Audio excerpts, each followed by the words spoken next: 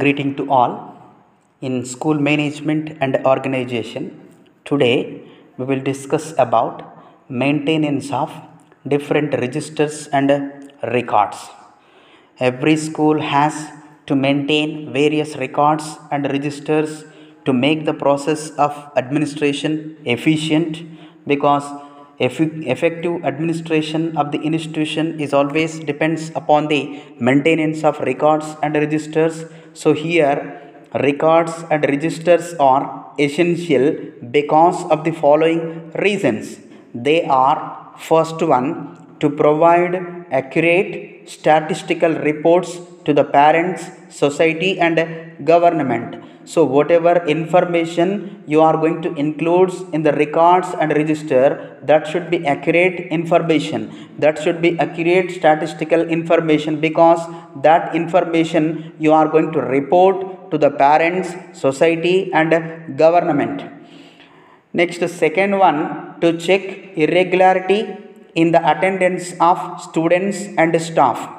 Every day, if you maintain attendance register for students and for also staff, headmaster is going to understand how teachers are coming regularly, how students are coming regularly, whether any irregularity is there in attendance of students and staff. For that purpose, what is going to play an important role?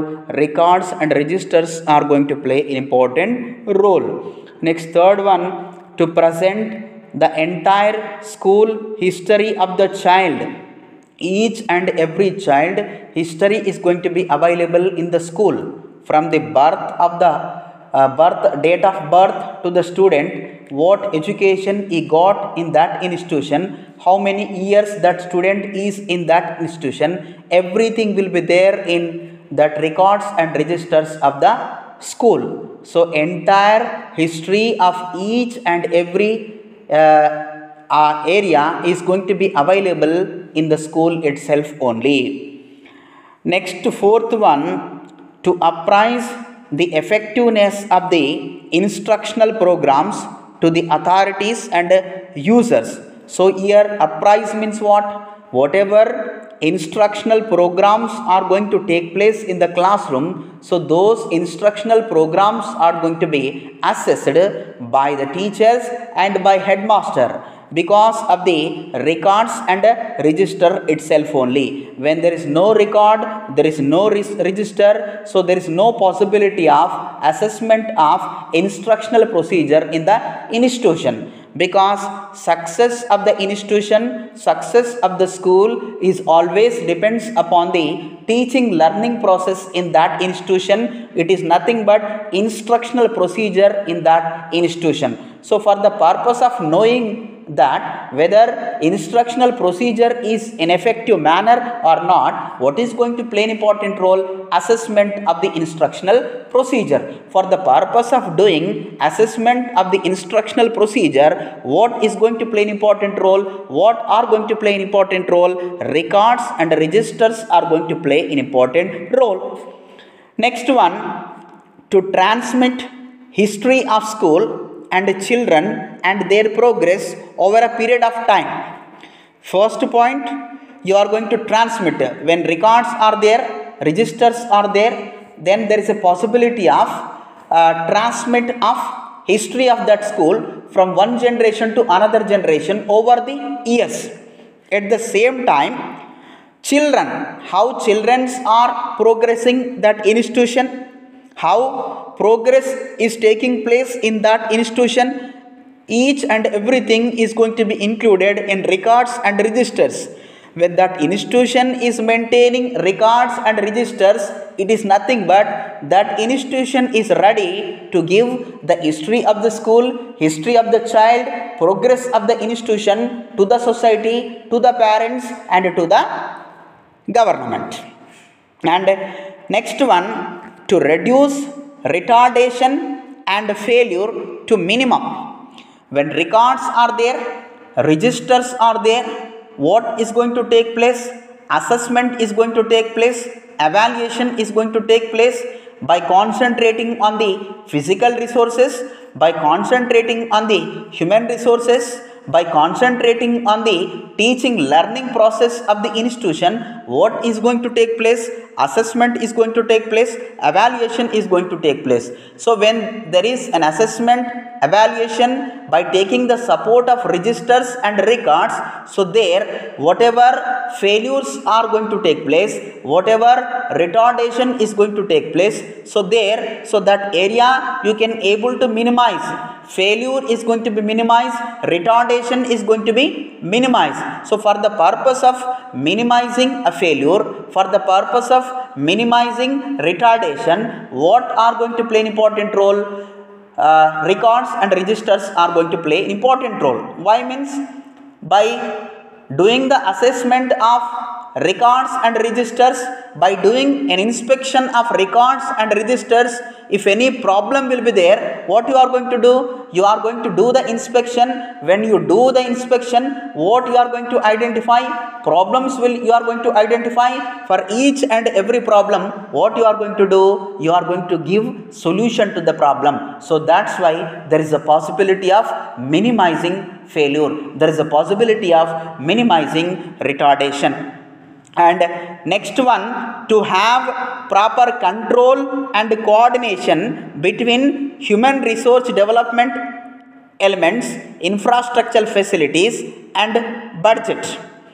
When records and registers are there, so there is a possibility of bringing coordination between human resource development elements, infrastructure facilities, which is nothing but physical resources, and budget, because success of the institution is going to depend upon human resources, physical resources and financial resources. So when records are there, registers are there, headmaster can control on physical resources, control on human resources, control on budget.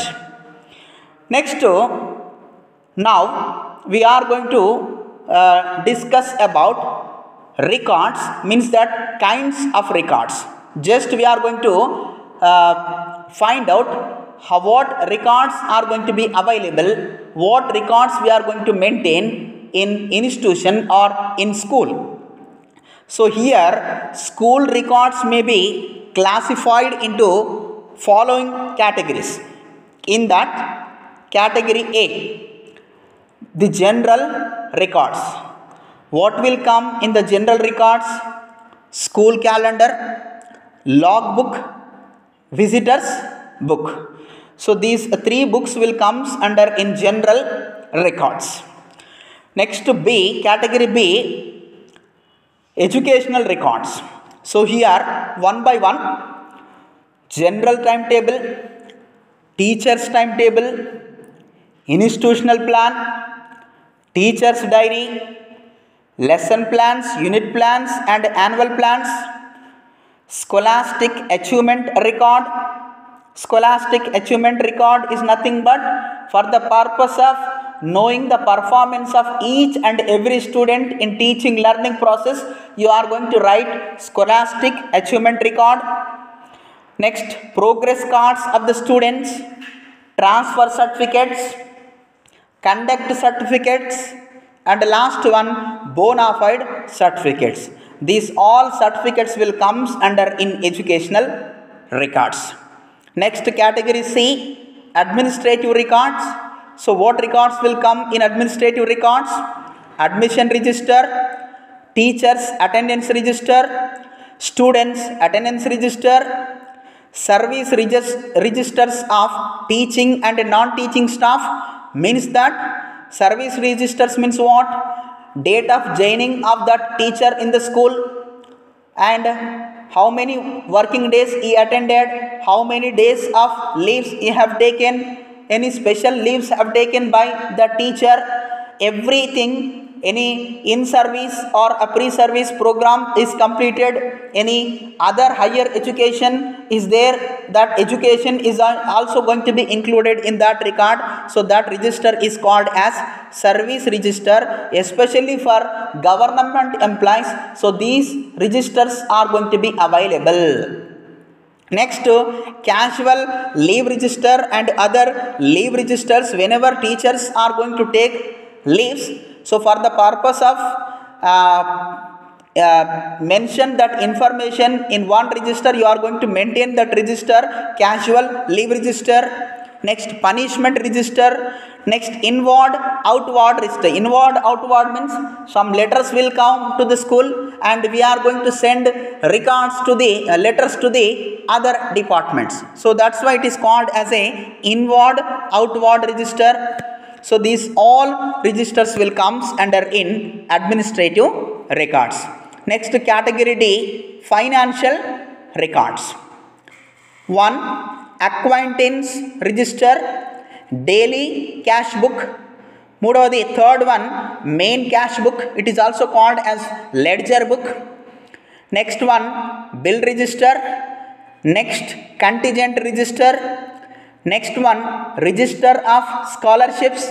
Next one, tuition fee collection register, special fee collection register, stock registers, stock register of furniture and equipment, issue register, library accession register, library issue register, stationery register means about books and pens, and last one, breakage register of equipment. So these all records will comes under in financial registers. So these all are the kinds of school records. Next, in this area only, we will discuss next how to do the maintenance of records. If records are available in the institution, how that records are going to be maintained by the institution, by the headmaster and by the members of that institution. There is no hard and fast rule for the maintenance and use of the school records. However, the following are some useful suggestions in respect of the maintenance of the records. What are the useful suggestions to maintain the records and registers in a proper manner? First one, school should prepare and maintain a stock list of all records. Whatever records and registers you are going to maintain, you are going to prepare a stock list. Next, second one, the outer cover of each register should contain the following particulars. Every register is going to have outer cover page, which is nothing but cover page. So that outer cover should contain the following particulars. So what particulars should be contained in outer cover register? They are the name of the school, the serial number of register or records, the name of the register or file, the number of the volume 1, volume 2, 3 or like that. Next, the number of pages of the volume. In each volume, how many pages are there? Next one, the date of opening and closing of the volume. 100% you are going to mention date of the opening and closing of the volume. So these all particular should be included in outer cover page. And the next point, at the time of opening a new register or a file, its pages should be numbered. Means that you are going to put page number 1, number 2, number 3 like that, either with red ink or with a numbering machine. By using numbering machine or with red ink pen, you are going to give numbers to each and every page. And next one, record must be properly certified by the headmaster head of the institution on the first page. First page of that record or register 100% should be certified by the headmaster. Means that signature of the headmaster, stamp of the headmaster must be in first page of the record and register. Next, registers and files should be kept neat and tidy. Cuttings and overwriting should not be permitted. It must not be scratched. It must not be scratched. And next one, if the older register is not exhausted, means that not completed, a new volume of a register or a file should not be opened. After the completion of the old register only, you are going to open new register. Otherwise, you are not going to open new register. No blank page of the register should be left unused. No blank page of the register should be left unused. And the last one, there must be provision, means that rules and regulations for checking the register periodically. Entries in the register must be made in ink. Whatever entries you are going to made in the register, so those areas must be made in ink. So this is about records and registers, kinds of records and registers, and last one, maintenance of records and registers. In next class, we will discuss in detailed manner about each and every record and registered in a separate manner. Thank you.